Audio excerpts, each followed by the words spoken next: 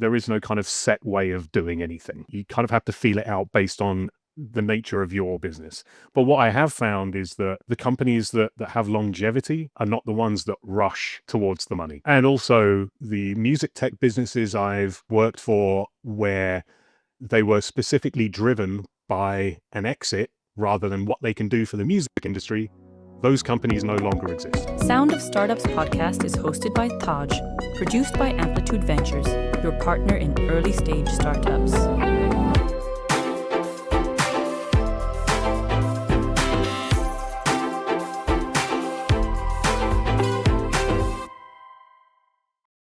Good morning, everyone. Today I have with me a person who is a Britisher and who shifted to Spain. The biggest problem there he found for himself was to learn a new language, that's Spanish. He went to a regular language school and then he realized it's very difficult to learn Spanish from the books and the typical way of teaching a language, that is you need to learn ABC of that language and then grammar and then sentence construction, and then you do this way. People, yes, end up learning the language, but they're never able to understand the context in which a language is placed. And they're not able to really understand the intricacies of the language. And that is something with which Jeff disagreed, and that Jeff believes that if you want to learn a language, you should be able to truly understand it. And hence, Slang was born. Slang is a language learning app with a major hook from music, and it is so grounded, it's so well thought of, that you when you work with the app, you're not only learning a language, but you're also understanding the context. And with that, let me welcome Jeff. Hi, Jeff. Hi, Taj. Thanks for having me. And very well put. Great summary. Can you introduce yourself in Spanish? Sí, mi nombre es Jeff y yo vivo en Barcelona. My Spanish is un poco limitado, un poco feo, a little limited, a little ugly, pero estoy llegando, it's coming. And as you said, I moved to Spain some years ago. I actually was very proficient with languages as a kid. I spoke great French, I learned Japanese. I never used them very much, so they became very rusty. And years later, when I moved to Spain, I found actually my life is very different to what it was when I was 11 or 18. And I have different pressures in my life that make learning a language more challenging. And of course, learning a language is part of integrating into a new country and sharing your culture and sharing in their culture and so on. So yeah, that was a big part of what drove the founding of Slang. So let's begin with how did it all happen? What was that something that made you think there needs to be something else? Sure. So you could take this back all the way to me being a kid at school, and I was a good student, but I wanted to find other ways to revise rather than just sitting and reading a book. So I would take my notes and I would record them over 90s hip-hop beats using my sister's karaoke machine.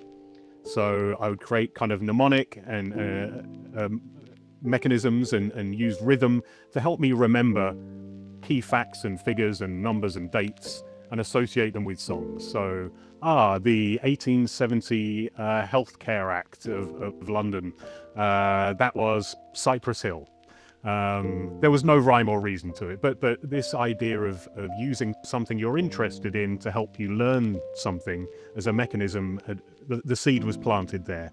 In subsequent years, things like James Kaliakos's book, Physics for Superheroes, which he's a professor in Massachusetts, I believe, who realized that his students weren't understanding physics, but if he explained energy in the context of how many cheeseburgers the Flash has to eat in order to run as fast as the Flash can run, this kind of flipped a switch on for them. So this has always kind of been in me. And then the real what lit the touch paper was seeing an Italian footballer being interviewed on the BBC, and they asked him how he learned English, and he said UK drill. Really. No one really owns this space, no one's really tried to do it. So Yeah, and from that idea, many more ideas have kind of sprung forward that kind of help it make even more sense. I mean, that makes a lot of sense. What you're saying, that learning a language doesn't begin with, and from the music perspective, practically it doesn't only begin with learning the language. It begins with you falling in love with an idea, and that idea is in a symphony, and then with the symphony you enter the language and the words, and with the words you enter the culture. And Exactly. this is very beautifully said in India also. I come from India, we speak multiple languages, but of all the languages, it's the Punjabi music which has gone to the hearts and mind of India, right from down south. And there has always been figured out why Punjabi music is popular, which is up north music, to the down south and down east and down west. So it usually ends up with a very simple thought that the beats and the music and the word are so enticing that everybody ends up liking. And with that, let me ask you something, that what was the exact moment when you said, I need to do something about it? Very good question. As I say, what kind of lit the touch paper for, hey, it's not just me, was Ricky Calafiore, the Arsenal player, who learning language from UK drill. And I come from a hip hop background. The eagle-eyed viewers will see Beastie Boys memorabilia and Slick Rick records behind me and so on. So I started as an artist with a day job in tech, in business information and data and that sort of thing.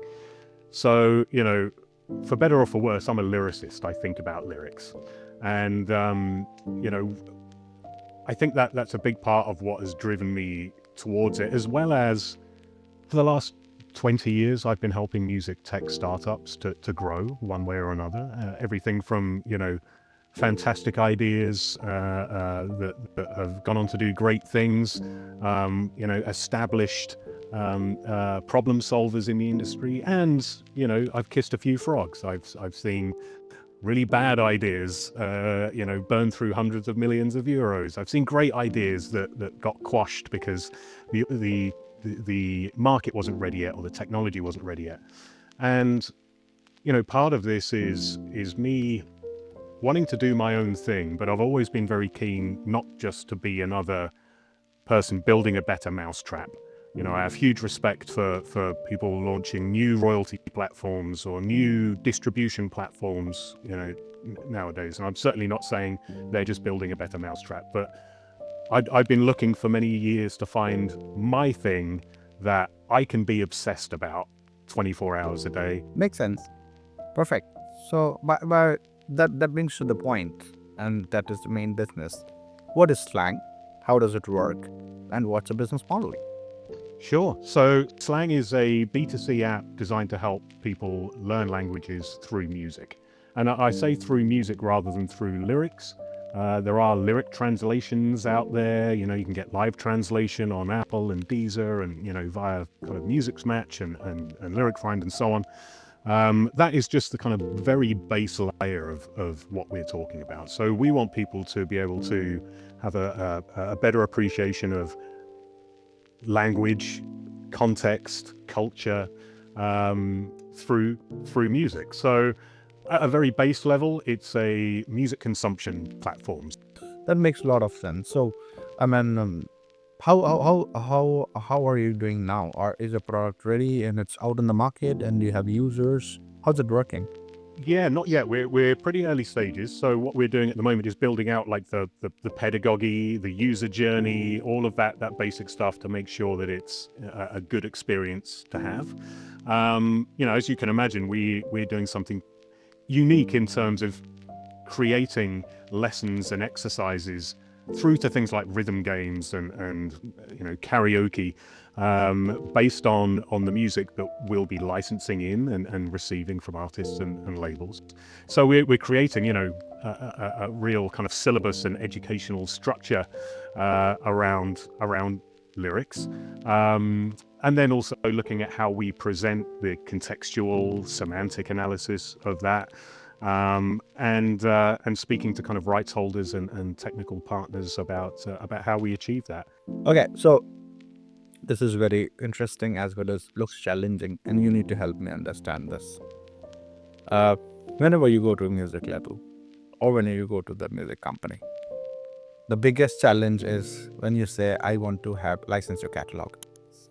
And that's where all the theatrics start. They do not want anybody else to use it without procuring proper license. But if somebody comes in to ask for a license, they take their own time and their own type of its games. How well aware are you with those games? Yeah, great question, and very relevant at the moment. Of course, we're seeing it with recent deals between majors and AI platforms that we're back in the age of asking for forgiveness rather than permission. I thought we'd move past that, but again, coming from an artist background, being a champion of especially the independent sector, there's no way in hell that I'm going to do anything that will contravene or kind of undermine artists' earning power. But so we had to go through this whole process with the majors, with consultants, paying minimum guarantees, all that sort of thing. So we have some previous in this area. We've done it before. Again, one of my co-founders was part of that. But also we do have a strategy for approaching this based on what we see in the market. So we're not looking to raise millions and millions and then hand that straight over to major labels for complete access to their entire catalog, for instance. For one thing, we don't need anyone's entire catalog, majors or independents. We only need music with lyrics, really, is a key part of what we're doing. And then there are, ways to approach this that's kind of more sensible and methodical than just throwing money at the problem. Okay. The longer term plan is to be able to demonstrate to big catalog owners that there is genuine value in them working with us on the licensing fees. Okay, this looks fairly complicated, that at different layers you have to operate, but that's the beauty of running a business. Nothing's easy. Nothing is easy in some call in life. Certainly not business, and certainly not entrepreneurship, and certainly not a startup. So life has its own ways of making things work. That makes a lot of sense. So how has been your journey to raising investment, and what do you believe in generally? How should a startup raise investment in this case? Yeah, so we've had a small amount of investment from a couple of incredible angels who are deeply entrenched in music and music tech themselves, and they've been kind of keeping the lights on while we do R&D and build the team and so on. And now we're at the stage where we're out looking for kind of further angels to help us take it to the next stage, so we can put something in people's hands and do product testing with language schools in universities in Spain and the UK. And based on my experience of working with other businesses and especially startups and scale-ups, for one thing, there are rules of thumb and golden rules, but also there is no kind of set way of doing anything. You kind of have to feel it out based on the nature of your business.